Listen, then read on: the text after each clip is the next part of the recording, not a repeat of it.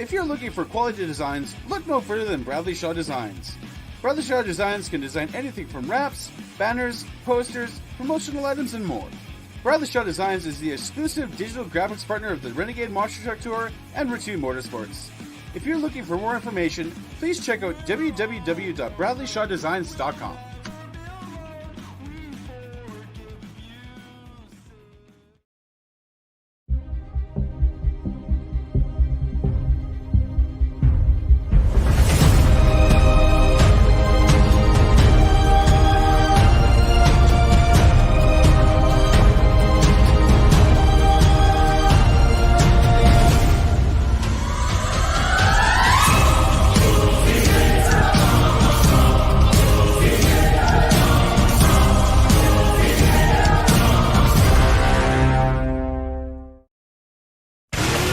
This isn't your typical motorsports podcast. You're listening to Crush This, a monster truck podcast presented by High Octane Coffee and J Concepts. A show where we take you inside the minds of your favorite drivers, past and present, of the monster truck industry. And now, your hosts, Brad Shaw and Dan Chichagash. Buckle in. The show starts now. And I wasn't prepared. Whoa, what happened? I don't know. I was trying to get some other stuff going on. How's it going, everybody? Welcome to a brand new episode of Crush This, the Monster Truck Podcast. My name is Brad Shaw, also known as the Monster Truck Canucker. And with me, as always, is that guy right there who got me this shirt. Thank you, Cheech, for this turn awesome around.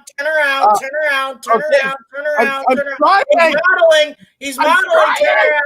Turn around. Look at that. I'm trying. Look I'm a fat guy, okay? Of course. My co-host, that Dan should be better Chichagash. than the T-shirt. Thank you for the shirt, dude. Got me in from the U.S. Nationals. He's freshly back from the Indy Jamboree. Where's your hero cards? Show those. We're letting everyone know. Did you throw them away already? No, they're just in the bedroom there. Well, how far is the bedroom from the computer? Give me a second. I'll go grab them. You'll be the only one on the screen. I don't want anybody to see my ass. Okay. Anyway, so welcome to the Crush This. Like I said, Brad's going to get some hero cards to show you from the U.S. Nationals. I just came back from the Indianapolis four-wheel drive Jamboree where two of the trucks of ours, General Tire, which was a sponsor of the four-wheel drive Jamboree, and Raminator, driven by Mark Hall, while General Tire was driven by Kirk Kramer. We had a display there, and in that display, we had some RC trucks and some fifth-scale Raminator and Rammunition RC trucks. And Brad's just back here, and he's going to show more of the gifts since he's from Old Canada. So who's the drivers that you have there? I got this one. No, that's not a drag racer. Okay. So the first one. Oh, look at signed that. Clay Milliken one. Thank you, Mr. Cheech. You're welcome. Look at that, Clay. You got Billy Torrance. Nice. A guy that I wanted to win because they had the delayed finals, but he did not. TJ Zizzo. Oh, look at that. And Mr. Terry McMillan. Nice. Once again, thank you, Cheech, for that, man. That's a lot. That means a lot to me, man. Well, we also have to say thank you to Brian Loans and Neil Strasberg for everything they did for connecting up. Hopefully, they are going to St. Louis later this month, so you probably could get more stuff and more hero cards and more of your collection. So be on the lookout there, Brad. Yeah. This weekend they're heading to Gainesville. Gainesville's this weekend, so they're finally doing that. Steve Torrance has that cool Don Garland. Yep. Team. So anyway, I was talking about the Indy Jamboree, and the racing was good. They did the first round of racing, which Bad Habit, Raminator, and General Tire all won their rounds. But in the next round, which is the next day, they had the same racing thing, and they went to the two fastest trucks. And that was Bad Habit and General Tire. Well, it was a close race, but they gave the win to our sponsor from High Octane Coffee, Joey Sylvester, and the Bad Habit Machine. So that was a good show. They did an awesome freestyle. Joey won the freestyle on Friday night. Dirt Crew won Saturday. Overall, it was a pretty good performance. A lot of people. Pretty cool getting seeing all the people loving the new TRX. That Ram came out this year, and it was pretty cool to see that, and awesome to take a look at that stuff too. We had the 5th scale RC trucks there too, so people could drive it, go and try their hands on it. And we also did some demos and stuff like that, which was also pretty cool. But overall, it was a good time, a fun time. You know, that was a very, very close race, and you know, hats off to the guys, you know, running the track and whatnot, and see how everything went. But overall, like I said, it was a good time. But just recent news for all the people, there is no Lima. They just released that on the 4-Wheel Drive Jamboree Facebook page. It is postponed for 2021. So that is the season for the 4-Wheel Drive Jamboree for 2020.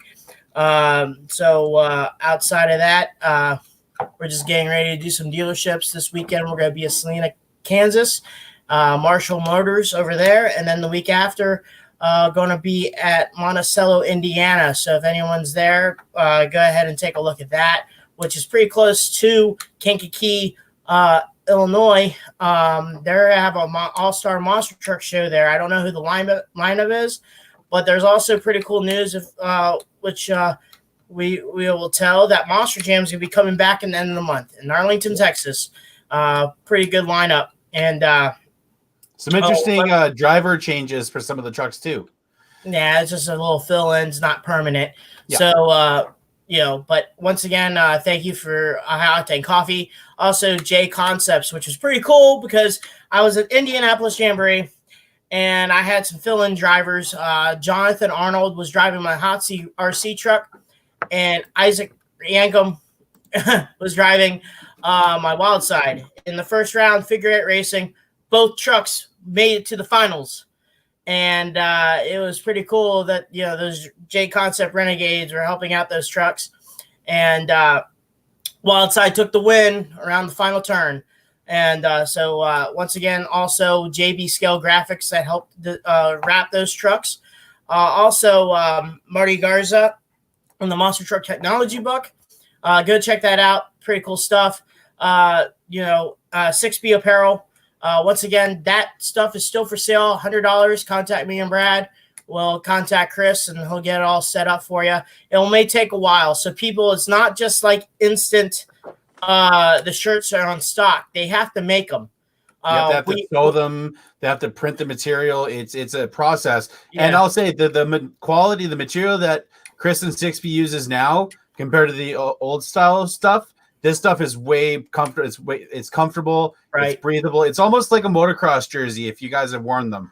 They're very similar material. They are very comfortable. But like I said, it's not like an NFL or a hockey jersey where you can go to a sports store and pick it up, and you know he has to build it from scratch and get everything going. So yeah, it's gonna take some time for that. To you guys, thank you for the people that bought some T-shirts of mine. I'm sorry that it's been taking a while to get sent off. My life is always a little bit busy, and I try to get to it as much as I can. You know. And thank you for everyone's patience, especially the people that bought my T-shirts. I've been selling them just because, you know, you guys are in the monster truck. The guys who bought them are in the monster truck world too, so they understand what's going on.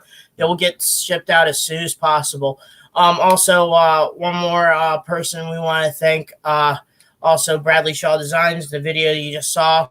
Nick Davis for Back Channel Productions. He's been doing the whole cast full of the Renegade Monster Truck Tour. Mm-hmm. Really good, professionally done, awesome footage just from PA a couple days ago. So we're gonna intro. That was pretty much a 15-minute gig. We got one quick announcement to make as well on something. But I'm just gonna quickly say I will be at one of the Renegade Monster Truck Tour stops, Lincoln Speedway. Don't see him. He's terrible. He smells. October 24th. I'm actually taking a 10-hour round trip drive to Edmonton, Alberta tomorrow to go get my passport situated. So please, if you want to come meet me, this is going to be one of the chances you have. So you staying the night there? I'm going to be there I'm going to be in Pennsylvania, Delaware area for about a week. So I'm talking about Edmonton. If you're going 10 hours there, you got to be staying the night. Then nope. Driving down, doing the stuff, driving right back. That's how we do it. But a quick announcement that we've been asked to make. One of our good friends back in the day in the MTM2 community, Steve Perry. If you guys know of anything MTM2 related, ran a league called the SPHRA. It has his own company now, Versus Monster Trucks. And there's a really cool announcement, and I'm going to show this graphic here. So there is going to be a live pay-per-view September 27th at the event they're doing. I believe it's the Thunder Mountain Speedway, for what I can see there. $20, DTD TV. Go check it out. Steve's one of our good friends from back in the day, run awesome events in MCM2, and it's exciting to see some of our buddies from back in the day kind of the glow up and doing their own events. So people may forget that he also ran a couple Monster Jam events. He yes, was, he did. Event director for some before the organization happened. But it's a dirttrackdigest.tv. Okay. So go check that out. Go support him. It's live monster trucks on pay-per-view online.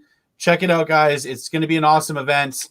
I'll be definitely checking it out. Hopefully, Cheech will be checking it out. I want you guys to support Steve and what they're doing with the Versus Monster Trucks. But Cheech, let's get into the interview here. And why don't you introduce our guest? So we just talked about that Monster Jam will be coming back in the end of the month, which is pretty cool. And this gentleman has a long-standing career. And some people may not know that he drove monster trucks before. He was driving Batman and NEA and Blue Thunder. And it's pretty cool to have him on, and like to see how he's doing now. And that's Mr. Norm Miller. Am I supposed to bring him out? Okay. I kicked him out. The gap. Brad's dropping the ball, Norm. I'm sorry. Somebody's going to jail. I'm innocent. He's got to call the Mounties on you now, Brad. They have connections. Hey, I got some connections too up here in Canada, so you still gotta get that passport. Well, anyway, let's start off. How did you get yourself into the monster truck industry? It just seems like a lot of times people have the two-way street. They were a fan of it, or they saw Bigfoot, or they saw old school truck, or they got accidentally into the twister that is called monster trucks when they didn't plan on being there, but then 25 years later they're still in it. So what was your road to in the monster truck industry? Oh, I was a huge fan of when Bigfoot came out, and my dad was into four-wheeling, and I was too with him. And basically, seeing all those events, where they came to Portland to Richardson Brothers 4-wheel drive and actually crushed a car, Bigfoot did. And, I was 13 years old then. And it was just cool to see the technology, of a big truck with big tires and a big motor, the Predator carburetors sticking out the hood. It was awesome. So it just kind of transpired from there. And then we got into pulling and mud racing, and became friends with a lot of people. Kept, prodding. I want to drive one of those and then I got the opportunity from Mike Welch. Oh, did we lose him? Are we still there? And that's so we traveled down to Medford, Oregon, and that's the first time I really got to race a truck. It was carbureted, no suspension really. Was it called Muscle Beach? Yep, Muscle Beach. Oh my gosh, I got a question. What was the story? Okay, there was a show or a video, VHS video I saw. What was the story behind him hooking? Did this happen a lot, or just this one event that he hooked the Muscle Beach truck all the way up to a crane and dropped it on all the way to the ground? What was the story behind that? That was just a one-time deal. Okay. And yes, it was one of those things. Mike Welch, he was an innovator. I mean, his mind's always going and always wanting to do something different. and make a show, excitable. And that he was always like that. So he always came up with concepts like that. And, he was a guy that gave me the opportunity to get behind the wheel. I remember going out in the parking lot of a dealership, and he put basically a barrel down the end and said, "Hey, you got to go down there and make the turn, use the rear steer." Well, I knew everybody was starting to use self steer then. And I'm like, "Hey, where's my self steer?" And he's like, "No, you learn how to drive it without it, because when it's not there, what are you going to do?" And that. So, he taught me right out the go to have fun, drive hard, and respect the equipment, just like my dad did. Respect the equipment you drive, and that. So, it was that's kind of where it started. So, working with a legend like Mike Welch, what was like the first time meeting him? What was that like for you? Because, some people, some people call him the father of freestyle. Some people call Dennis Anderson the father of freestyle. It can go either way. How was it meeting him for the first time? And when he said, "Hey, gonna get you behind a wheel of one of these trucks," what was your first thought when all that happened? Well, I knew him beforehand because we were going to truck pulls and mud races. So we'd kind of been talking and all that.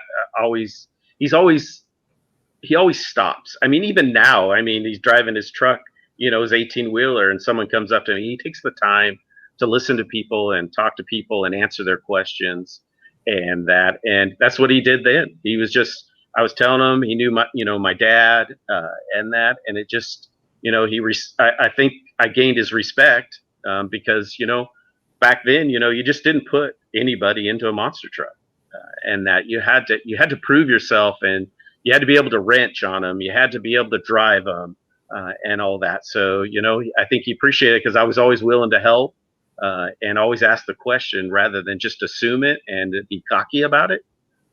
And that, so I respect him a lot. He's a good friend, and I really appreciate what he did for me. So Mike was probably one of the innovators outside maybe Golden State Promotions to promote his own product using his own vehicles. Now you see that all the time with today's trucks, Creed and Rockstar, Bill Payne, and etc.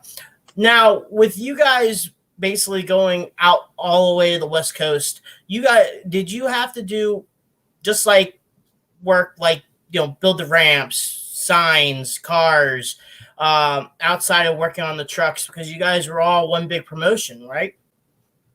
Yeah. So then we were working for other promoters, and then Mike kind of went into his own promoting. So we'd help build tracks. It was all hands on deck. It's just like the racers. You all work together to make sure your trucks made the show. And then is the track, something happened, we need to fix it. Everybody got out there, fixed it, made their suggestions, and that. So there's a lot of input from drivers back then of what happened on the floor.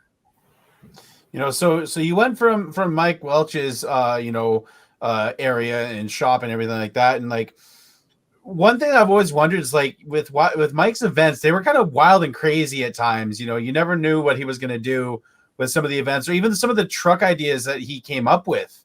Did you have any input, Red Baron? Did you have any input in kind of that kind of aspect as well? No, I did not. That was all him. That was him.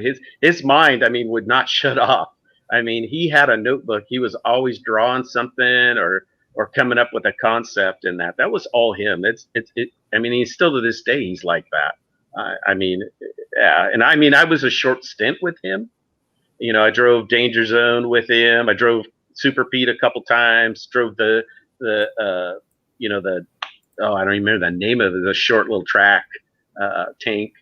Super track. And that, yes, I drove that, and then I kind of got out of it, and then I was able to.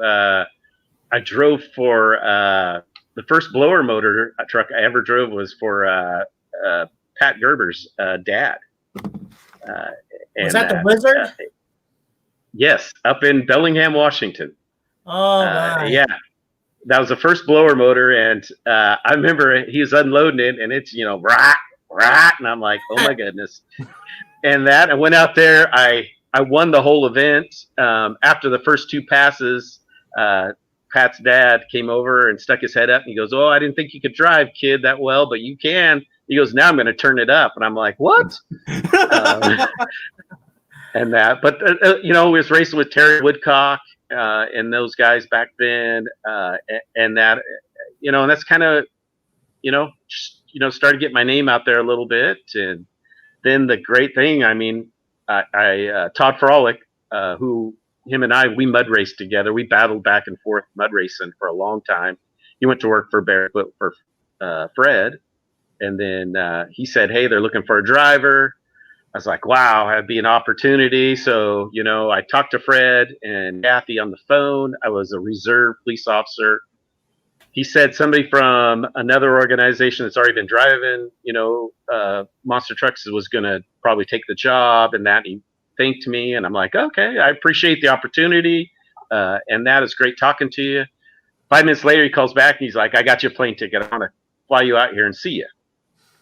So I flew out there for the weekend, and of course I walk in, there's 5 Barefoot, race trucks, sponsored by Dodge. I mean, it was unbelievable. And hung out there weekend. I got ready to fly home, and he's like, "So what day are you going to be back?" And I'm like, "Day I'm going to be back." He's like, "Well, yeah, you're going to drive for me, aren't you?" I'm like, "Oh yeah." So I fly home, stuff my truck full of stuff, and I move out there for 4 years. How was it going from, you talked about driving Super Pete, and then you go to, Herbert's blown motor. Now you're inside or behind the wheel of probably the best out of the best in the monster truck industry. Full blown Hemi motors underneath your keister. And when you got a chance to drive the truck and stuff like that, compared to the Super Pete, and then all the way up to Barefoot, that was a short time, wasn't it? Or what was the time gap between working for Mike and then getting your hands onto a Barefoot truck? About 2.5 years.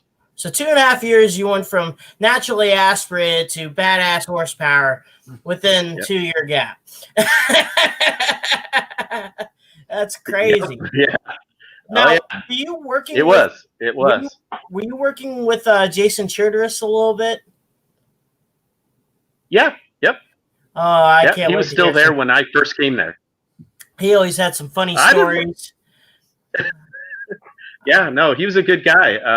And Lonnie was over at Bigfoot and that. So we were running together and stuff like that. I mean, it was a great team. I mean, there was great people that worked there, through my whole career. I have to say all the people behind the scenes, the crew people, I mean, I respected them. That was the one thing I always made sure of, is to respect them. I mean, they worked hard. I mean, yeah, when I went for Barefoot, we turned our own wrenches, we built our own trucks, we did everything. But as I moved on, from there into Monster Jam, it became a different concept of having, people help you and that. And I respect every one of them. I mean, every crew person that's worked with me, and that was awesome. And they treated me with respect, and they're always there for you. And that, So, when you got the chance, and, I just find that funny, is like, Fred, so when are you coming back? I just love that. So when you got the chance, finally get behind the wheel of a Barefoot truck and put your foot down to some nasty, unadulterated, just good horsepower, what was that like? Being able to step your foot on one of those big old Hemis. Oh, it was awesome. I mean, the power from those was unbelievable, and then to have the slipper clutch with a Linko, so I've never driven anything like that. So you had to learn how to drive that, because you had a reverser, so you couldn't back up real fast because you'd blow that out. So you had to learn. It was learning a whole new concept of how to drive a truck, and also have the power when you want it. I mean, it was unbelievable. I mean, I got to drive Fred's truck a couple times, and I mean, when we dynoed it had over 2,200 horsepower, and that, and I mean, it would set you back. unbelievable. You could roll up to a set of 8 cars, in second gear in that Linko, stomp it and clear them with ease. It was amazing. And the truck itself, I mean, they were race trucks. And that, so, when you put the hammer down racing somebody, you'd cover a lot of ground real quick. So when you first got with Fred, did he assign you a truck, or did you let's basically, go with the flow? Because I know Jason really liked the front engine front 4-link truck, and then Todd and Fred, and I think Brian Womack, they all had their type of barefoot trucks. But when you got there, like you said, so Fred assigned you, saying this is the girl that you're going to be taking care of? Yeah. So when I first got there, I went to a couple shows with Todd, and just to learn about the trucks and what the routine was, what's expected, and then he assigned me the front engine truck with the front 4-link. He sat on the left, instead of in the center, so I ran that for a year before we built one of the race trucks for me, the 4-link race trucks, so you had to learn how to drive it and understand it, and Fred was, he's particular. He wanted it done a certain way, and you go out there and do what you're asked to do, but you don't overstep that bound, so he was a great teacher.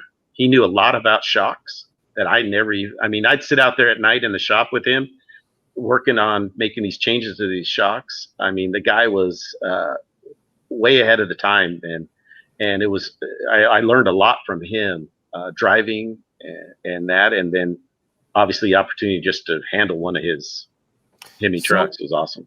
With having, the Lenco and the slipper clutch, and like the reverser, it's like a drag racing setup. What was like your procedure with that? Because, not a lot of people were running a clutch, based transmission. People were running, 2-speed power glides, or the Bigfoot guys were running the Ford C6. What was your guys' procedure for like a race pass, let's say? Just treat it the same. It just you just had to remember, because you had a pedal, because you didn't want to bring the reverser up on the slipper clutch, because your slipper clutch is kind of about 28 to 3,000, depending where you set the gap, so you had to use a pedal, and you pumped it up and basically engaged the throwout bearing to back up. So you had to remember that, because if you rolled up, you stopped, you went to back up, and you flip in reverse and you hit the gas, you knocked out reverser, you're done for that time being, because you can't even go forward. So you had to keep in your mind to remember, hey, use that reverser. And after a while, it just became routine. You could do a burnout, back up nice and easy, get set, roll up there, and with ours, the Lenco, the air shift. So you had 2 buttons. So when you launch, you just reach down, smack the first one, and then smack the second one, and let her eat. One thing I'm one of the oddballs, because I knew you from the Thunder National days, and you did a lot of the Thunder National program for Fred, and I remember seeing you a couple times at Hampton Coliseum. Now, how did that come about, and how did you because most of the Thunder National shows was you in your barefoot truck, and those type of races are completely different than what you would see at Indianapolis 4-wheel drive Jamboree, while they're going 5-second runs and they're going over ramps, and you have the same type of truck, but you're iron wiring the cars itself. So tell about the Thunder National days. Oh man, I started doing a bunch of Dodge dealerships and I always do a little freestyle show, basically a car crush so you'd always hit fresh cars. Todd was doing the bigger shows and then obviously Fred was, they kind of pick which show he would go to, because obviously he was the man so they decided that I'd run the Thunder Nationals. Todd ran them a little bit, and then they kind of slid me in there. The Thunder Nationals, oh wow. You have fresh cars, you have concrete, and it took a driving style. You had to know how a car would lay down. You had to know where to hit them. I mean, because you're racing flat out across these. I mean, with people like Botters and them and Chucky. I mean, we were all racing together, and that you had to understand it. The bad thing about a barefoot truck, it did not like to do a donut on concrete at all. It just did not. The way they were set up with the racing setup and the chassis build, they were not a donut on concrete. And I remember going to Tennessee, Memphis, doing an indoor brand new truck body, and that Todd just painted it, and I went out there the first night, had to do a donut because Aaron, he picks who did the donuts, and second revolution I'm spinning on my top, and that. But it was a lot of fun. I met a lot of great people. We had a great time. I remember doing intros. You get up in your truck and your steering wheel would be missing, or your truck would be wrapped up or something like that. I remember doing intros with a vice grip on my steering column just to drive intros. But we had a good time. Everybody respected everybody, and everybody helped everybody. It was a blast. I wish I was able to see a lot of the international stuff from back in the day, because at that time I was more into like the Penda stuff, USA Motorsports. That's kind of the era that I grew up on. And so how long, I don't know, because when I first started hearing about you, it was kind of more like NEA kind of days. That's kind of when I started hearing more about you. How long were you at Fred's, camp for, and all that kind of stuff? A little over 4 years. Okay. Yep. So yeah. And I was actually there when, Paul Schaefer bought it. Okay. Yeah. So how did that transition go? Yeah, he, Paul's a great guy, and that I just thought at the time it was time to move back to Oregon and get out of the monster trucks and maybe start a career and that because unless you're you make it real big, there's nothing at the end of monster trucks in retirement at that time. Nothing. There wasn't big corporations that you're working for in that. So came back, got on full-time with the police department, and that's when USHRA then they acquired Gravedigger, and they actually asked if I would drive, and then I kind of turned it down.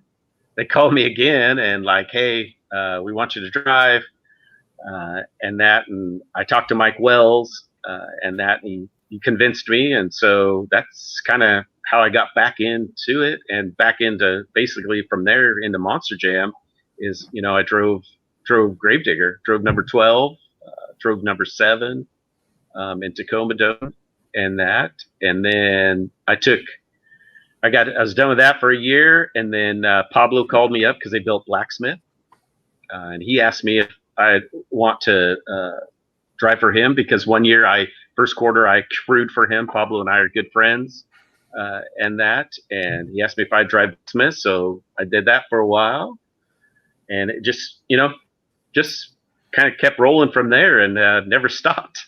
Right. So how was driving Digger 12 and number 7?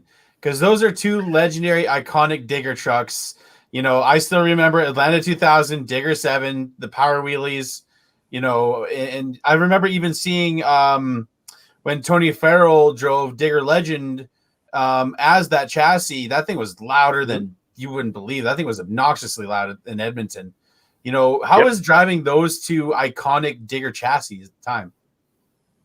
It was awesome. They're legends. Who gets the opportunity to drive a Digger truck? That's the one of the ultimate goals for me, and that to go out there when they play that song, and the first time I drove number 12, it had a turbo 400 in it. No, it had the Bruno. Sorry, it had the Bruno in it. It was a Linco and an automatic built together, and I remember coming back in, and Mike Wells was like, "Well, what do you think? How's it compare to a barefoot truck in power?" And I went, "It sucks." and he's like, "What?" I said, "But the truck rides nice." And then driving the a coilover Custer truck, that was different in Tacoma Dome. And I remember, trying to flip that sucker over. I only had second gear left. I had no front steering. I was doing it off rear steer. And then I ended up in a tumble across the Tacoma Dome, and the body flew off and and the crowd goes wild. And, you think you're all cool in that. But it was awesome. I mean, the opportunity to drive one of Dennis's trucks. I respect Dennis a lot and as the years went on, and him and I ended up, racing again back together. We were doing the stadium tours when I was in NEA, and I was doing pretty well. And then he finally realized, oh yeah, you used to drive for me, and I said, yep. And he's like, son of a, how he talks and that. But again, I mean, I had an awesome career. I mean, from Gravedigger and then to Blacksmith, then to Blue Thunder. I mean, man, that was awesome. I mean, those were great days. So how about the trio that you just named? Fred Schaefer, Dennis Anderson, Pablo Huffaker. Now, how cool is that you went from the Big Red Dodge to the black and green wrecking machine, and then pretty much you drove a full-out Pablo race truck, another top-of-the-line top technology truck. Your brain must have been going a million miles an hour just listening to all three guys in different time periods, just teaching you what to do. And how awesome to have that. It was really awesome. I mean, those guys are icons and I'm next to them to race and to drive their equipment. The one thing I think that helped me through my career with a lot of the owners and people that own the trucks and put you in the trucks is I respected everything I drove, and that I didn't just go it up I mean, in barefoot, I mean, I only lost one Linco transmission the whole time I was there, and I just didn't break things. I respect them, but I drove hard. And I think that's, when Pablo and I, when I drove for him, he had the Gravedigger truck. My job was, put on a good show so he could come out there and tear it up and we can put it back together the next night, and I respected him for that. It was his equipment, and just, even driving up to NEA, I mean, I still respected it. I respected the people that worked on it because, you tear it up, they got to put it together. Did I want to win? Sure. Did I tear up stuff? Oh yeah. I remember in Batman tearing up a body every weekend for 3 weeks. And I think, Fred, if everybody knows Fred, I thought he was going to choke me to death, but, I mean, great people to learn from and hopefully as people were put with me, in team trailers, that I hope they learned something from me. That's all, I really do. And that they, sometimes they put me with some of the crew guys, they say that, they, had problems and this and that. And, we'd have a talk at the beginning of the season, and I mean, they would step up, but, the respect to them, and treat them like, they're there to help you and you're there to help them, I think helped me through my career. Now, how was it, being, Dan mentioned, learning from each three guys, but especially with Pablo, the mind that man has for like creating parts, him being with, the shocks that he has with Race Source and being under like, how innovative that man is. How was that experience alone? Just seeing how his mind works, creating new parts, chassis, like how was that alone? It was awesome. I call him the Energizer Bunny because he never slows down. I mean, I remember many times 3 o'clock in the morning we're still out in the shop and I'd literally have to grab him like, let's go to bed. He's always looking to make his stuff better. And right now, I build dwarf cars. I own DNR chassis, and he actually builds parts for me for that. Because I mean, the guy, I can send him something and I want it, better, and he'll come up, he'll call me up and go, oh, I come up with this, we can do this. He's always thinking ahead. And him and Tina, were great people. They treated me and my wife Amy with great respect, and we had a good time. We were a family. So now you going from the Pablo truck, and how did you get the transition to driving full time with SRO or Monster Jam, United States Hot Rod Association, and got yourself into Blue Thunder, and maybe a little bit of timeline on Batman, and we'll just gap it and maybe talk a little bit about NEA. But right now, like Blue Thunder and Batman, how did that come about? So I wasn't driving. I was just working back at the police department, and Mike Wells, great guy, miss him to this day. And that he called me up, said, "Hey, are you interested in driving again?" I'm like, "Yeah, sure." He's like, "What are you?" He goes, "Blue Thunder." I'm like, "Well, the Blue Thunder?" And he's like, "Yeah." I said, "Okay, all right, I'm interested." He goes, "All right, I got you a plane ticket. You're flying out this weekend to Atlanta to do a show." I'm like, "Oh, okay." So I flew out to Atlanta and drove it for a couple years, and got out of it. Busy at work, busy with family, and that again backed off it. I didn't want to drive. At that point, I really didn't want to drive big name trucks, so I was just doing fill in. I mean, I filled in for Pastrana 199 a weekend, Monster Mutt. I mean, just here and there, just a backup driver.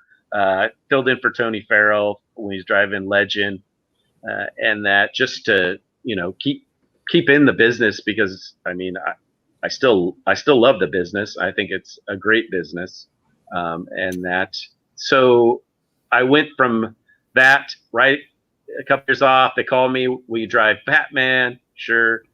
Drove Batman for a couple of years, and then I came to find out that they built a police truck for me. I didn't even know they were building it for me.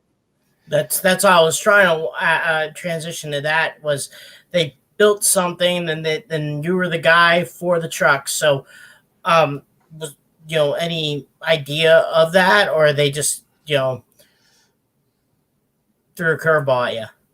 They threw a curveball, and that they kept it under wraps, and then we went and we have that core, the end of year big meeting, and the summit, and that's the first time I even saw the concept, and they told me I was driving it. They showed it up on the screen, NEA police. I'm like, whoa, it's flashing blue lights. I'm like, man, I'm in. Let's kick some doors. Let's take some people to jail, and I got to drive that for 3 years, and I had a great time. I mean, awesome time.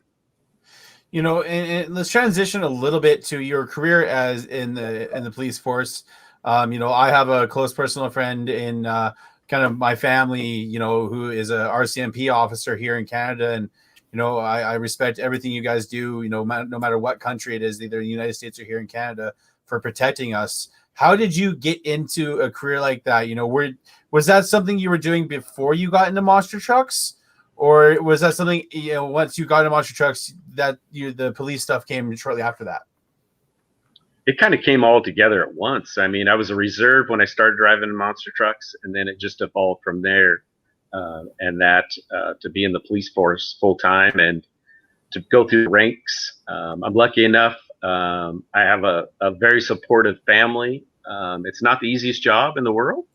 And my wife, Amy, has been a 10 when it comes to this job, to when you're running out the door and things are happening and my kids, my daughter, Alicia, my son, Blake, they supported. And I mean, I wouldn't trade anything or change anything I did, going into police work and monster trucks. I think, it made me a better person and a better family man too.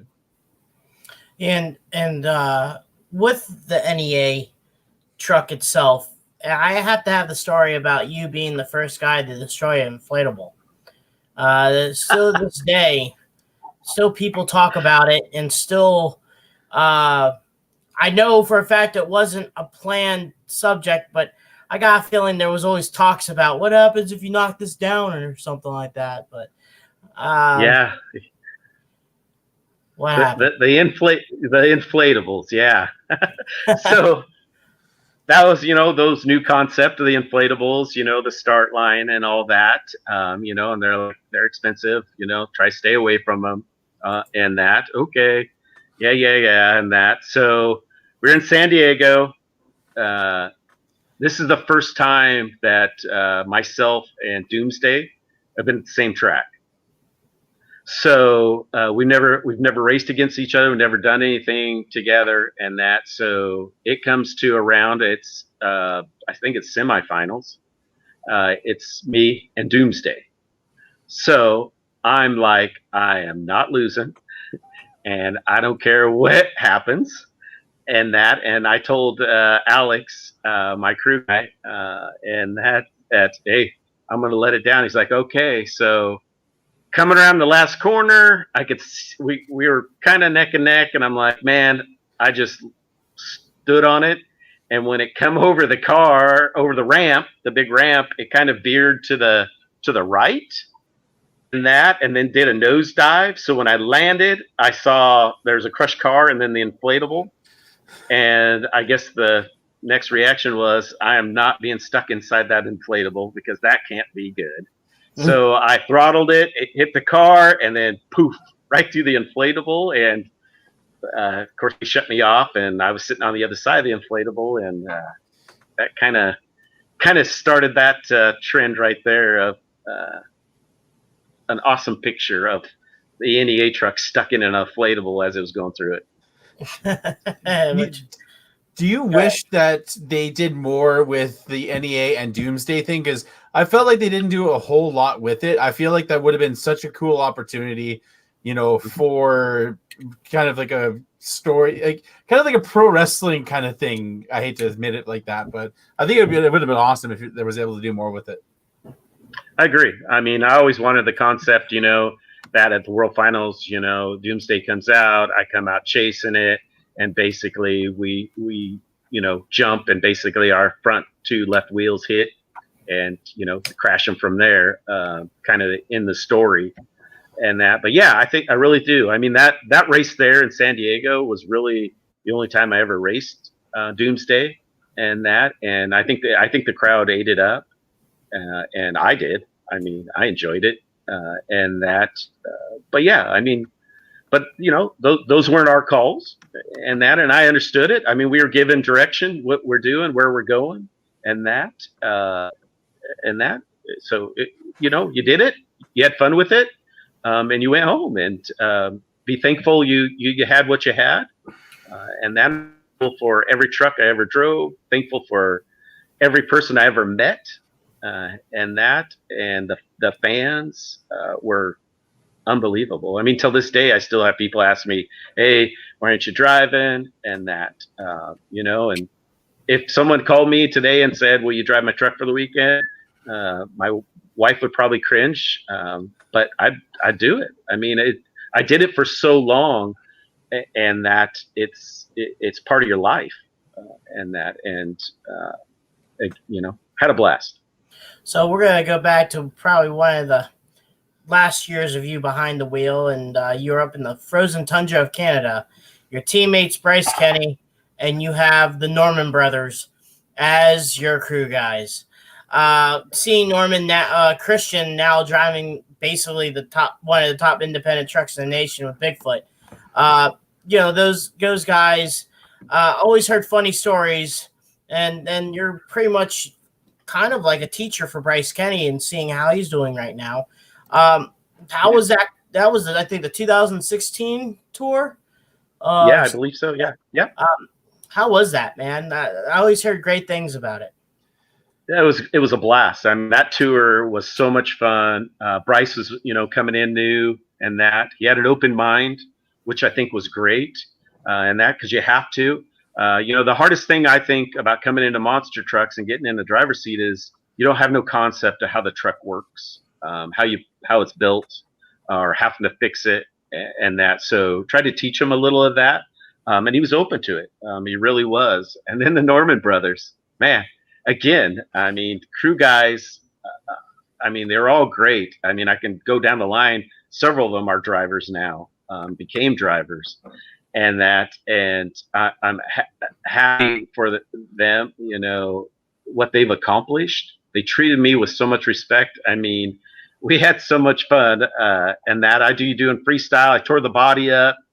I come jumping. I landed on my nose. I got it settled down, and they're screaming in the radio, "Tear it up, tear it up!" You know, and they always supported me no matter what happened. It was a bad night, good night, flipped it over. They always had smiles on their faces, and that's you know, that's what it was about. You know, those guys. I love those guys. I mean, I can go on and on about crew guys. I mean, I had some of the best. You know, living in Canada, you know, I'll say this, you know, being able to have Monster Jam shows in, you know, Edmonton, Calgary, and everything, you know, we don't get a lot of opportunities to have a lot of shows. But, you know, I remember being able to go to Edmonton a couple of times. And, you know, what's your thoughts on like monster truck fans in Canada? Because I know it's different in the United States. Like, I'm going to do a show next month in Pennsylvania, but like, you know, being a monster truck fan in Canada, sometimes I'm like, I don't know. Sometimes I feel like we get underappreciated or a little bit just because like we don't get a lot of shows. What's your thought about the fans up in Canada? So they're awesome. I mean, I don't know how many fans came up to me and knew every truck I ever drove in my career. I mean, it was amazing, and that they are no different than anybody in the world. They love monster trucks. They always treated us with respect. And they get us going. I mean, you know, those shows up there, or you know, the first time you go do a Canadian show, you're like, okay, how's this going to be? Is it going to be different? You know, because it's, you know, everybody's thinking, oh, it's another world, and that it's not. It's still the same. They still love racing. They still love everything you do, and they want to see more. And you give it to them, and they were awesome. I mean, I had a blast up there.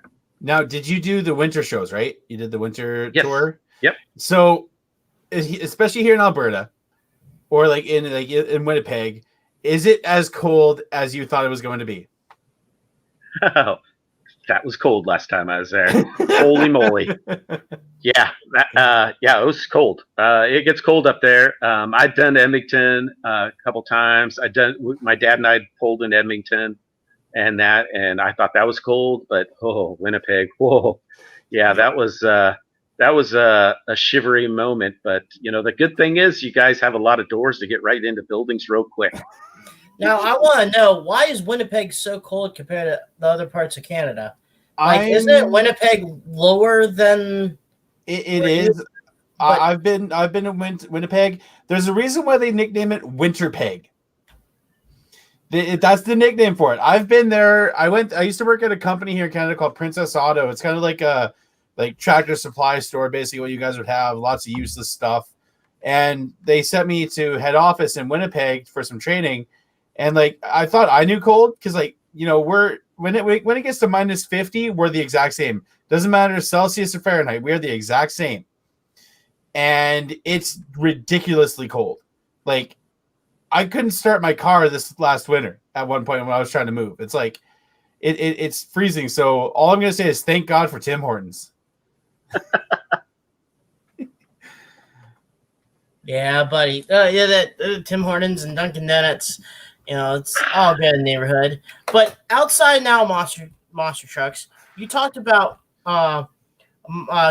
dwarf cars. I'm gonna pop up a picture of this, and hopefully I got the right one.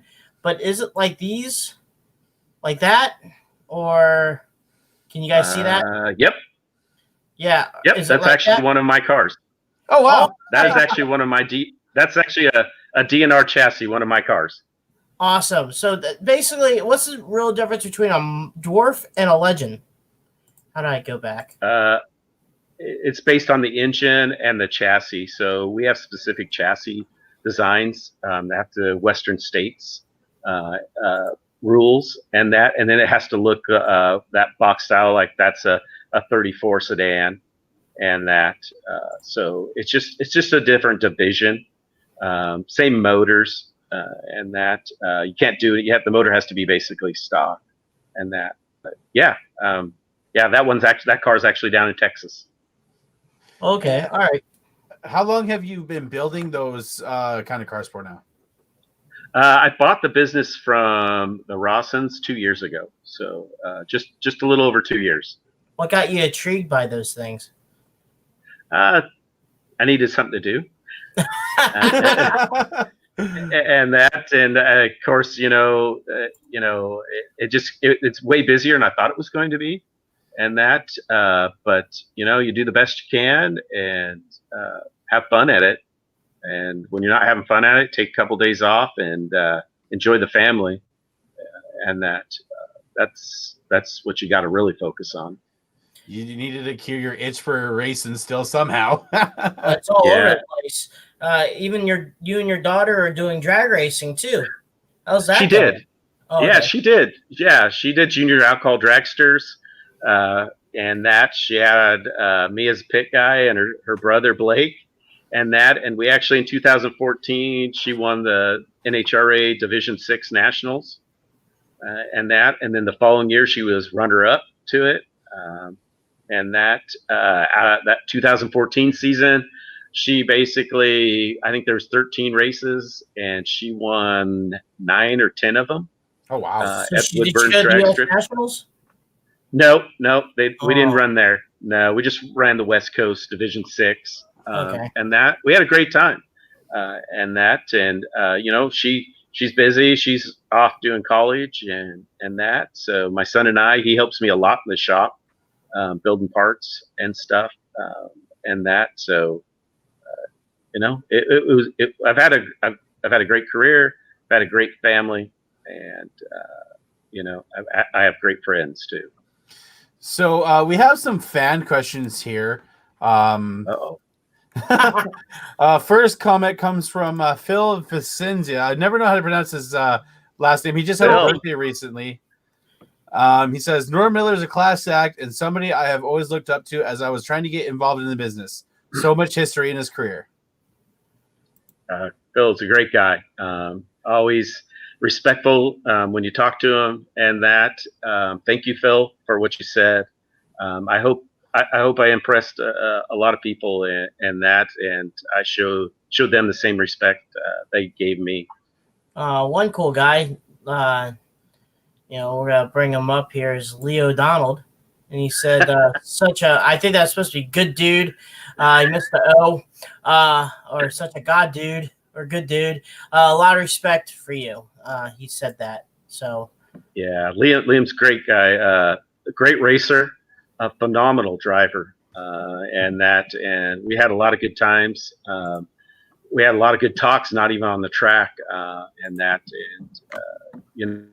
I respect him for his driving.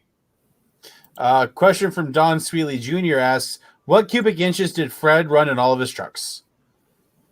Oh, that's a good question. So my first truck was actually a Vinny motor, which was only a 540 Hemi, and then all the rest of the trucks we went to 572s. So they were Keith Black blocks with Brad Anderson Hemi heads. Nice. Which, speaking of which, we're going to continue on with the barefoot question. One gentleman, Scott Bryant, asked, "Did you ever drive the low engine barefoot?" No, I never drove that one. Todd did a couple times, and it was a good cornering truck, and but it had that slung belly and that. So, but I never did drive it. I worked on it because that sucker would like to throw a lot of drive shafts. Go ahead, Cheech. About a dwarf card question: Are they 4 or 6-cylinder motors? They're 4-cylinder. They're basically Suzuki 1000s and Kawasaki 1000s. Question from David Steffens asks, what was the worst truck and the best truck you drove?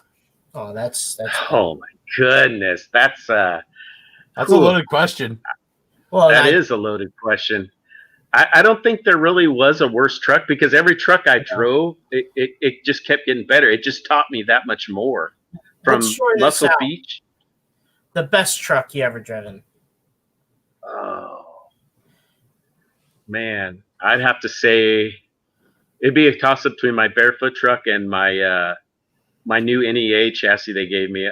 That chassis I don't remember the number of it, but that thing was. I wish I could have raced the World Finals in that, because it wasn't. I could handle that truck, and it would do anything I wanted it to do. But I mean, barefoot. I mean, the power, the launches. It was a great truck. I mean, I guess I go back to that because that's where I kind of got my, how to drive a truck and handle a truck.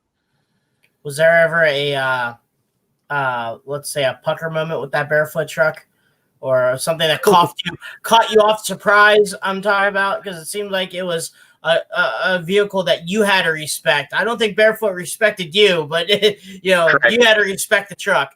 Was there ever a moment in that situation where you're like, whoa, okay? Oh yeah, I think it was probably my second under national, and pull up there. I think I was racing Vaughters, and I pull up, and I'm like, I gotta win, and I just hammered it, and that thing launched. It didn't spin. It grabbed that car, and I went flying. I nosedived it. I bent all the front brackets on the axle, and I could barely get it in the trailer. And I'm thinking, I got to drive home and tell Fred I tore the truck up, But yeah, that was like, you're indoors and you're in those small coliseums. It's like there's no room. A guy that put a comment here who is actually going to be retiring, Mr. Ron Duncombe, Dunk. It says, my old buddy Norm. Nice work, boys. Yeah, great guy. That guy, that's a funny dude right there. And that a lot of good times with him. Happy retirement to you. You've done a great job, in the truck you drove, and you put on awesome shows, and he always respected everybody. And he always took the time for everybody, so thank you. Another one from Wayne Norbe Jr. He said, Norm Miller was a great driver. I can't remember if it was him, but you were driving Batman. He was talking about the early 2000s in Fishersville, Virginia. I know you did a couple events. I don't know in Fisher, but I know you did a couple events where it was non-Monster Jam related with those trucks. Maybe could be wrong, but there was a couple times seeing the Batman truck at a non-Monster Jam event at some promoters. But if you did, how was those opportunities? I never did the Batman at any of the non-Monster Jam shows. I did, Blacksmith, and that at a couple different ones, and it was different. I mean, they brought you in, and then some of the Monster Jam or USHRA officials came with it, and told you what you're going to do and what you can't do. Obviously it's their truck, I think it commingled together well, and that I was sorry to see it go away, because I think there was a lot of opportunity out there to expand the drivers and the trucks beyond Monster Jam. But totally understand, it's a business. You got to make business decisions. Question from Vincent Ackard for the Monster Truck Outlaws of the West podcast. Go give them a follow and a like and listen there. What was it like winning at a big stadium event like Phoenix in 2014? It was awesome. I mean, you go out there and you want to put on the best show you can, and most of the time you get done with your run and that you think, you did all right, or you think, that was an awesome run, and then you watch the video and like, oh man, I sucked, so you when you get that win at an event like that, at a big stadium, even a small stadium. I mean, I remember winning, doing that Canadian tour with NEA. I mean, I won 7 straight, the Speedster, I think they were calling it, race. I was fast, and so those were awesome. I still have those plaques till this day, so I mean, it was awesome, good times. Nice. Well, we got some hard-hitting questions here for you. And I'm going to start off, and I'm going to throw a wrench in this situation. And I'm going to go ahead and say, do you like or hate eggnog? Hate. Yes. Screw you, Norman Brothers. That's another one for us. All right. We just don't like it. And it was an ongoing thing against me and Phil. And we were roommates when I was working on Monster Jam, when we were working on Monster Jam. And we went after each other about it. But it's given an ongoing gag gift. But, yeah, I mean, outside of that, I think I'm going to go for a 2 for here, Brad. You want me to ask this one, or are you going to ask this one? You go ahead, because I have another one in mind for this episode. Okay, so what's your favorite pie? Oh, favorite pie would be chocolate cream. Ooh, that's a good one. That's like number 4 still. A lot of popular ones on that one. And my last question, what was the coolest or oddest thing that you ever crushed in a monster truck? Oh, probably in Canada, up in Toronto, in Gravedigger. They brought in 2 buses and put them side by side. And I was sitting up there with a couple people from Monster Jam, well, USHRA then, and there's no ramps to them. There's basically maybe 2 foot on one side and 2 foot on the other. So there's just basically square. And I'm like, man, when are you guys going to put ramps? Oh, no, that's what it's going to be. And I'm like, yeah, but who's going to hit that? And they're like, you will. And I'm like, what? And so, yeah, I hit him. And yeah, that was quite an entertaining at the other end. But yeah, that was probably, I didn't expect that. Because you see the buses, we were starting to stack cars and vans in front of them, and to be square straight up, that's just not what you saw. Okay, my question, and this is with all due respect, as you as a police officer, I have nothing but respect for police officers. What's your favorite kind of donut? I had to do it. Do it. Oh man, chocolate covered, buddy. Chocolate covered. Hey, I eat cop treats every day, man. Okay. I don't know, like in your area, let's go Krispy Kreme or Tim Hortons. Krispy Kreme. Okay, I haven't had Krispy Kreme, but Tim Hortons is Tim. I love my Timmy's. I'm a Timmy's guy. Sure. Sure. Any rental car stories or shenanigans that you're going to be able to tell us and not get blacklisted? Yeah, no. Okay, I got a cop question for you, and this is going to be very important with today's news. Nah, I'm not going to do that crap. What was the best cop car you ever drove? That's all I care about. I got a feeling, the Charger, the Ford Crown Vic. Oh my gosh.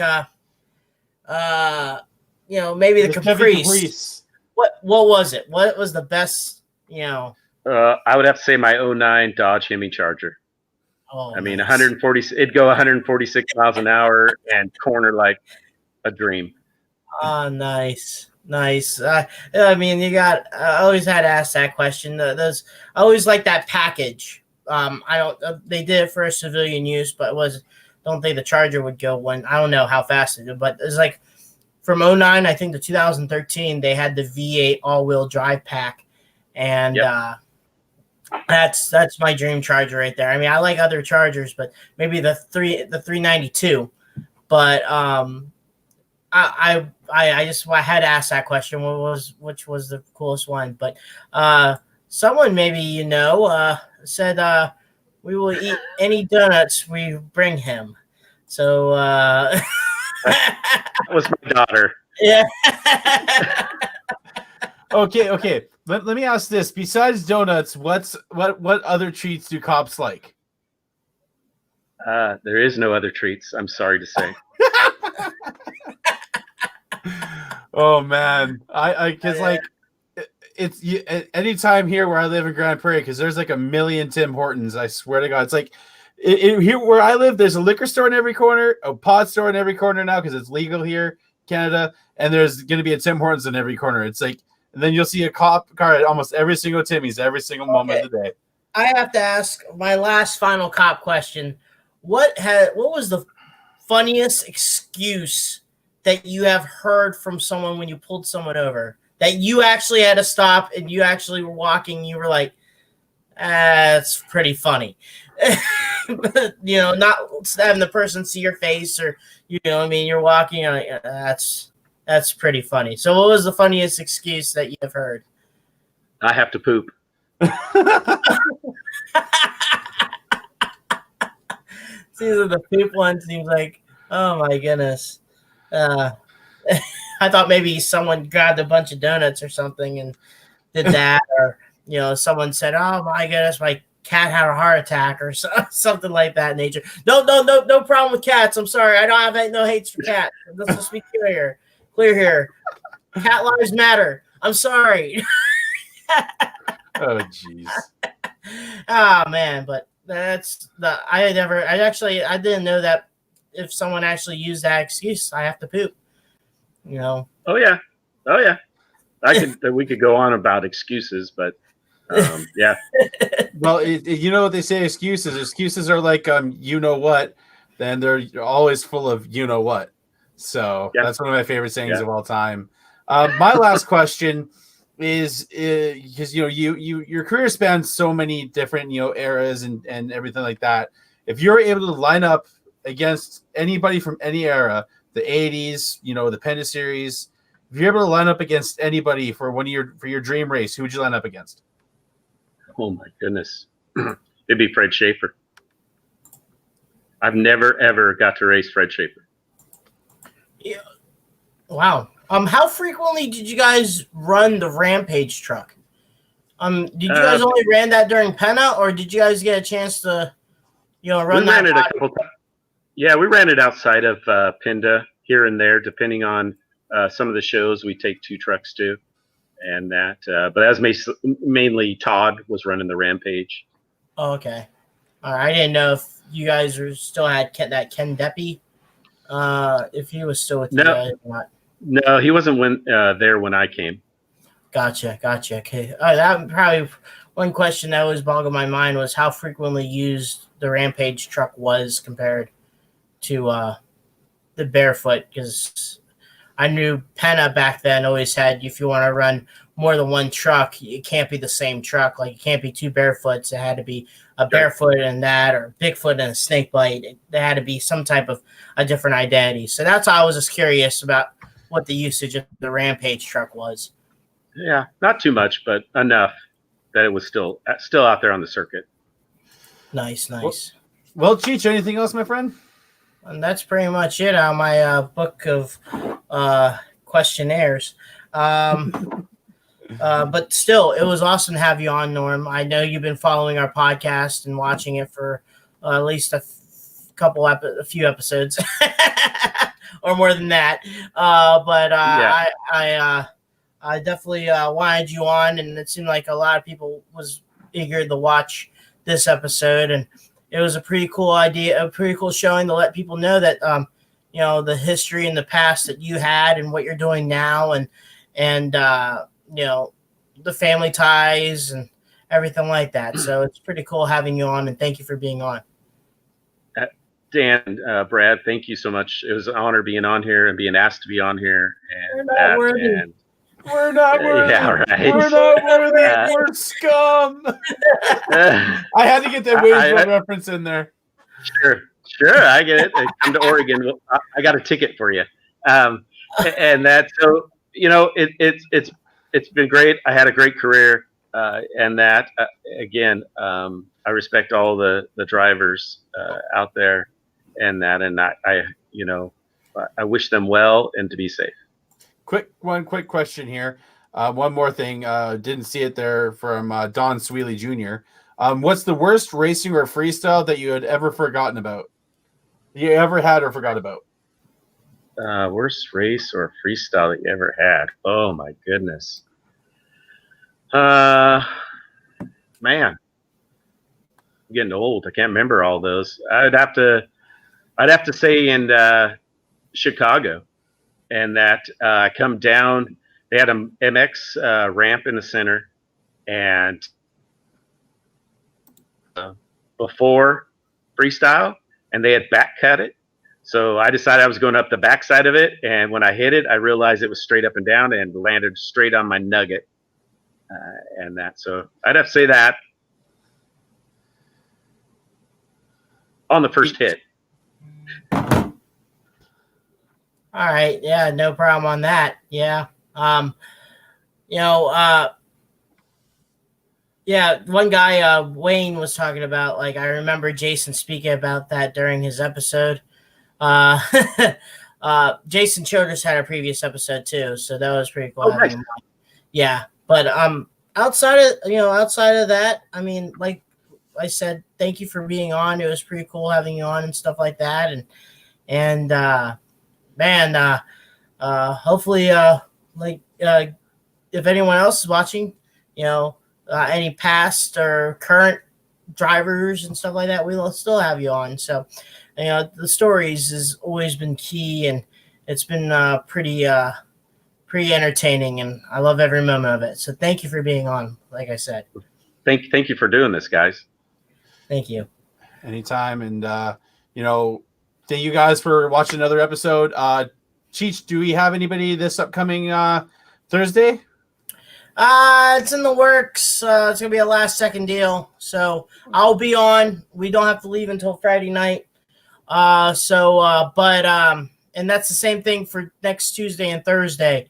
I still have to book that. I think our real in stone person will be on October 6th, and that's gonna be Michael Harper from the Outlaw Truck. See how everything he's going. Trying to get the Darren and Rebecca Schnell on for an episode again, and we'll see if anyone else wants to be on. But it's a little bit spread out, but we'll get people on. Yeah, there's going to be a couple episodes where Cheech might have to be going alone, as I will be traveling to Pennsylvania for those shows with the Renegade Monster Truck Tour. So I can handle it. Yep, Cheech will handle it. Again, guys, thank you for coming to watch us again on Crush This Live. Again, thank you, Norm, for coming on. It was awesome to be able to talk to you and learn a little bit more about you that I didn't know. So, that's why I love doing these episodes. Dan kind of knows quite a bit more than I do of the, Thunder Nationals. And, this is a way for me to learn a little bit more about more of the history of the sport, too. So, again, from my end, thank you for coming on. Thank you. All right, guys. Well, this has been Crush This, a Monster Truck Podcast Live. Keep the rubber side down and the shiny side up. Peace. Oh, thank you. If you're looking for quality designs, look no further than Bradley Shaw Designs. Bradley Shaw Designs can design anything from wraps, banners, posters, promotional items, and more. Bradley Shaw Designs is the exclusive digital graphics partner of the Renegade Monster Truck Tour and Route 2 Motorsports. If you're looking for more information, please check out www.bradleyshawdesigns.com.